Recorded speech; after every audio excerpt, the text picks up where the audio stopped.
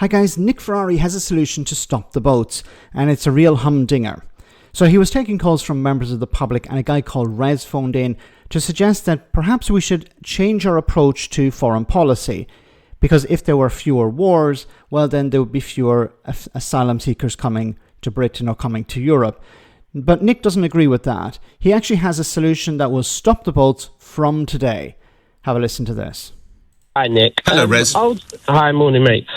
Ultimately, there isn't really an easy solution for this problem. One of the things that we can definitely look at as a country is our foreign policy. But that won't help now, Rez. I'm not saying, and Hassan made this point, but that's not going to stop the boats now, Rez. But nothing's going to stop the yes, boats yes, now, it will. Nick. We have to be realistic. Yes, it will. Well, not stop, but it will. Stop the boats. How? If you can make a decision tomorrow to try and stop the boats, what would you do, Nick? There will be no hotel rooms. Okay, but they don't stay in hotels. They stay in ex-hotels. Okay, so Nick Ferrari is supposed to be a journalist. He has a team of researchers. And he's suggesting that asylum seekers stay in hotel rooms. Okay, they're not hotels, they're ex-hotels. But let's say for the sake of argument, they're staying in hotels. Okay, if they don't stay in hotels, where do they stay instead? Because we're talking about people who have already arrived in Britain. Now he's suggesting that, well, we stop people from staying in hotels. Once again, they don't stay in hotels, they're ex-hotels, but they don't stay in hotels. Then where do they go, Nick? Okay, there will be no benefits for people. They don't receive benefits. Asylum seekers are not allowed access to benefits. Now, there may be some extreme cases, but generally, asylum seekers can't claim benefits. Once again, this guy is supposed to be a journalist. He earns hundreds of thousands of pounds a year, and he thinks asylum seekers stay in hotels, and he thinks that they receive benefits. And you won't get a mobile phone when you land here. Okay. Why do you think they are receiving mobile phones? Why do you think that, Nick? Well, it's because they need to stay in contact with the Home Office. Would you prefer they received a laptop computer? Because they need to check in. Or maybe he would prefer to go back to pen and paper times, where you'd have a queue of people outside an office at 6 o'clock in the morning to sign in, one after the other? Or would you prefer an electronic system?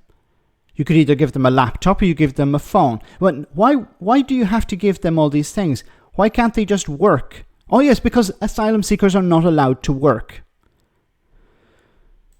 Right, so you think just cutting off the... No, there's still some people will still come. Of course they will, but the numbers will be... Once word reaches, I believe numbers will be dramatically reduced.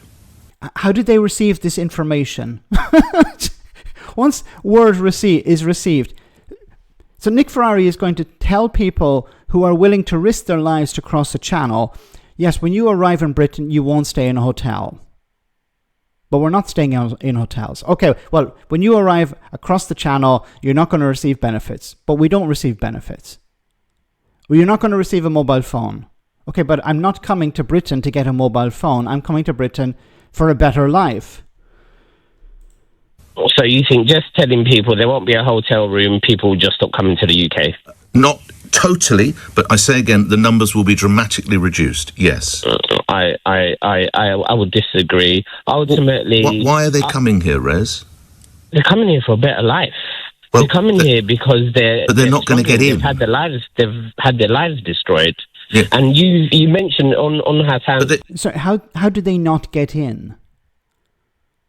They don't get in. Like, what does that even mean? But they won't get in, Rez. That they're not going to get in with me. Why wouldn't they get in?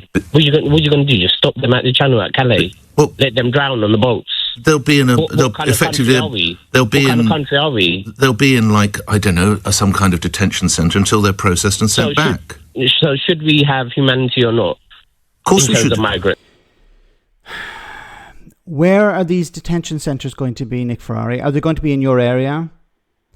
See, the problem with this idea of we'll just put them in a detention centre, but your suggestion is I'm going to stop the boats.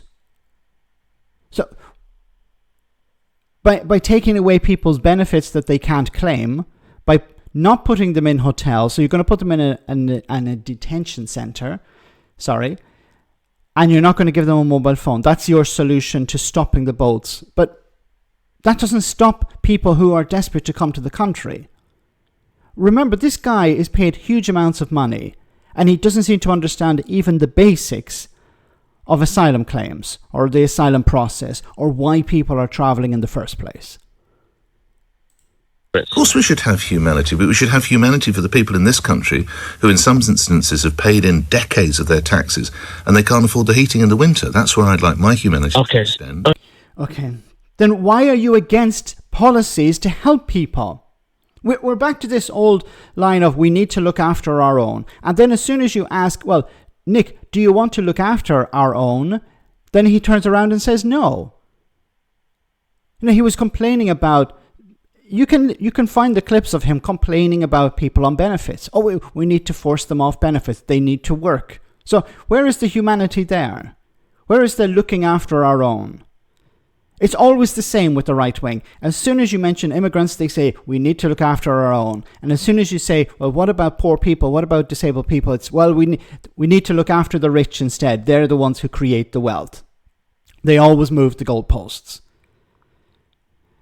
Now, people will say, why are you talking about Nick Ferrari? Because Nick Ferrari has a huge platform. Nick Ferrari is paid huge amounts of money, hundreds of thousands of pounds a year, to say this crap.